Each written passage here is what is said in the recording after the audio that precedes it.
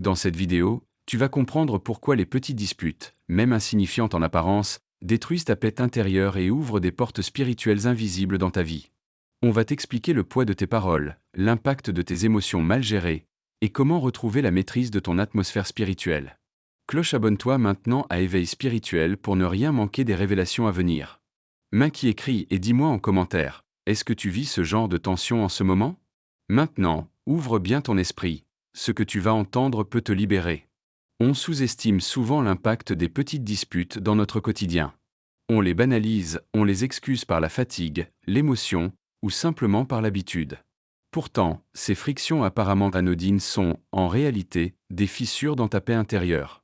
Elles agissent comme des portes discrètes que tu ouvres, volontairement ou non, à des influences spirituelles néfastes. Et c'est précisément à ce niveau que le danger commence. Chaque dispute, même légère, réveille ton ego et affaiblit ton esprit. Tu n'es plus dirigé par la paix, mais par la réaction. En laissant ces querelles s'installer dans ta vie, tu alimentes une atmosphère de tension, tu bloques ta propre croissance intérieure, et tu perds peu à peu la sensibilité à la voix de Dieu. La parole est claire, une simple parole dure peut enflammer la colère. Proverbe chapitre 15, verset 1. Cela veut dire que même un échange verbal rapide peut te déconnecter de la paix divine. Spirituellement, les disputes répétées ne sont pas neutres. Elles ouvrent des accès.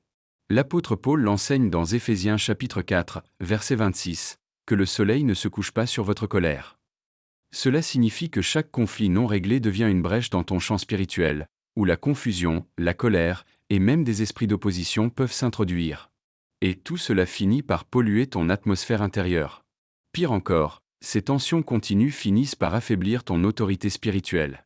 Comment peux-tu prier efficacement, discerner clairement, ou résister à des attaques spirituelles, alors que ton cœur est constamment troublé par des disputes non gérées? La paix est un bouclier. Et chaque dispute mal gérée le fissure un peu plus. Et puis il y a l'effet profond et souvent invisible, les liens d'âme négatifs. Quand tu entres en conflit, même brièvement, avec quelqu'un, ton âme est touchée. Elle garde une trace émotionnelle.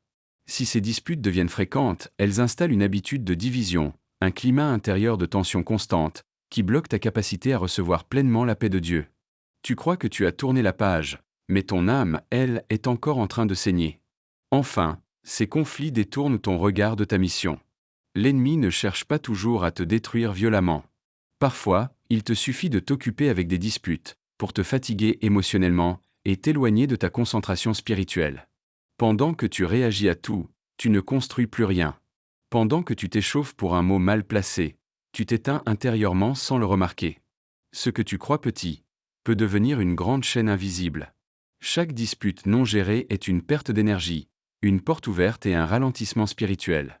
Romains chapitre 12, verset 18 dit: S'il est possible, autant que cela dépend de vous, soyez en paix avec tous les hommes. Garde cette paix.